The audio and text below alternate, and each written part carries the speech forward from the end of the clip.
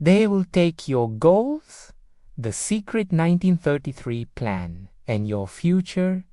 Imagine a time when owning gold, the ultimate symbol of wealth and stability, was considered a crime in America. Not just discouraged, but explicitly outlawed, punishable by heavy fines and even prison time.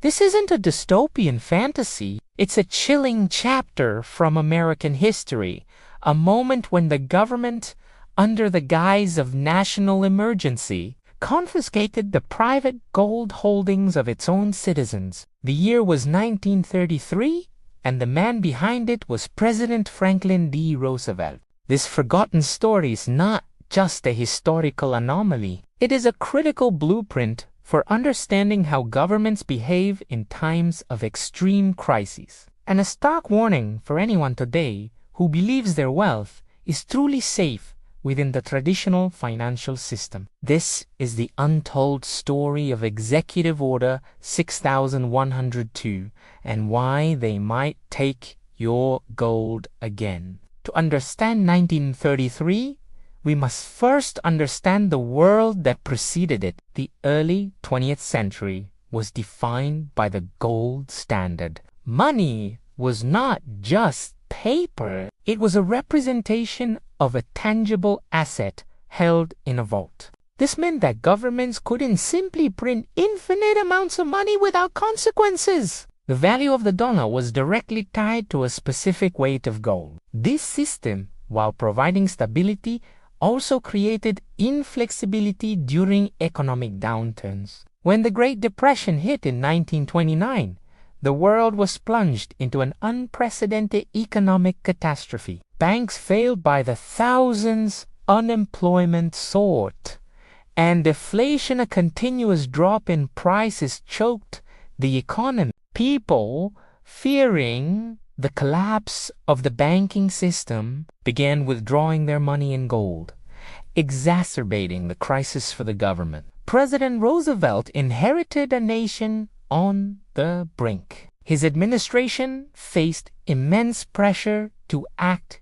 decisively, to restart the economy, and to alleviate the suffering of millions. The prevailing economic theory of the time, championed by figures like John Maynard Keynes, suggested that to combat deflation and stimulate spending, governments needed to devalue their currency. But under the gold standard, devaluing the dollar meant changing its fixed exchange rate to gold. To do this, the government needed to consolidate all the gold they needed to remove it from the hands of the public. This was the ideological and practical foundation for what was to come. On March 5, 1933, just a day after his inauguration, Roosevelt declared a bank holiday, temporarily closing all banks to prevent further runs. This was the first seismic tremor. Then, on April 5, 1933,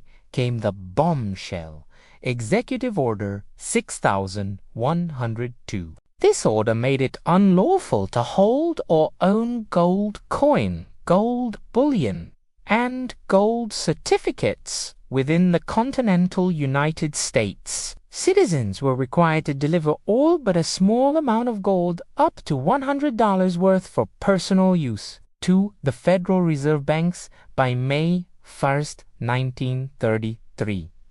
In exchange, they would receive paper currency at the then official rate of $20.67 per troy ounce. Failure to comply could result in a fine of up to $10,000, an astronomical sum at the time, or 10 years in prison, or both. The legality of this action was, and remains, highly debated. The government invoked emergency powers under the Trade-in with the Enemy Act of 1917, arguing that the economic crisis constituted a national emergency. This was a crucial precedent.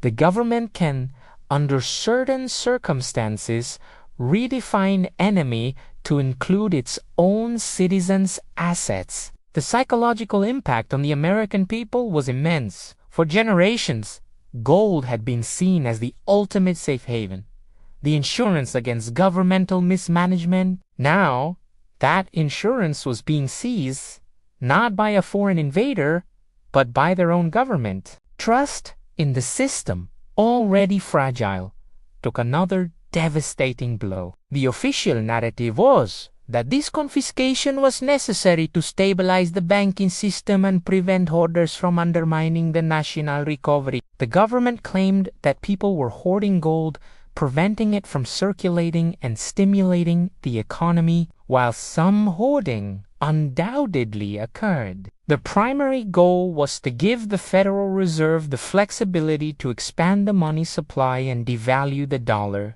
Once the gold was consolidated, the government then officially raised the price of gold from $20.67 to $35 per troy ounce in January 1934. This immediate revaluation meant that the government effectively made a massive profit on the gold it had just confiscated from its citizens, instantly increasing the value of its reserves and devaluing the dollar by nearly 70% against gold. What happened to those who refused to comply? While widespread imprisonment was not the norm, the threat was real. There were notable cases such as that of Gus Farber, a New York attorney who was famously prosecuted for refusing to surrender his gold. The government's message was clear, resistance was futile and costly. Many people complied out of fear, patriotism, or simply a lack of understanding about their rights or the long-term implications. Others, however, found ways to circumvent the order. They buried their gold, smuggled it out of the country, or simply kept quiet. These individuals became the original preppers of their time, those who understood that true financial security sometimes lies outside the reach of the state. The 1933 gold confiscation remained in effect for over 40 years, finally being repealed by President Gerald Ford in 1974. During those decades, American citizens could not legally own gold bullion. This period coincided with the Bretton Woods system, where the dollar was pegged to gold for international transactions and other currencies were pegged to the dollar. It was only when this system began to unravel in the early 1970s that the restrictions on private gold ownership were finally lifted. This historical episode offers profound lessons for today's investor and survivor. The first lesson is about counterparty risk. When you hold gold in a bank or even in a secure vault that is part of the financial system, you are exposed to counterparty risk. You are trusting that institution and by extension, the government that regulates it to honor your ownership. In 1933, many people thought their gold was safe in bank vaults. It wasn't. When a government declares an emergency, those rules can change overnight. The only gold that is truly yours is the gold you hold physically in your direct possession, outside of any reporting requirements or institutional control. The second lesson is about emergency powers.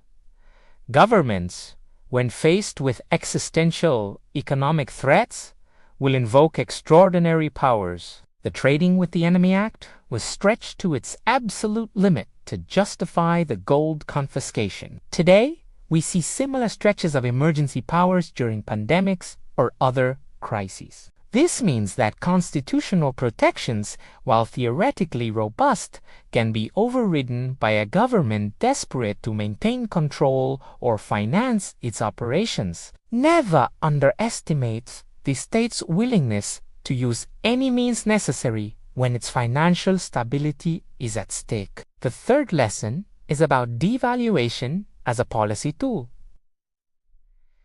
The primary reason for the gold confiscation was to enable the government to devalue the dollar. In a debt-laden economy, devaluation is a way to reduce the real burden of that debt. Today, with global debt at unprecedented levels and central banks printing trillions, the incentive to devalue currencies is stronger than ever. They won't call it confiscation directly, but they might achieve a similar effect through rampant inflation, negative interest rates, or, as we discussed in previous episodes, The introduction of a central bank digital currency CBDC that has programmable expiration dates, the spirit of 1933 lives on in these modern forms of financial repression. For the modern prepper and wealth protector, the 1933 story is a clarion call. It highlights the absolute necessity of physical possession.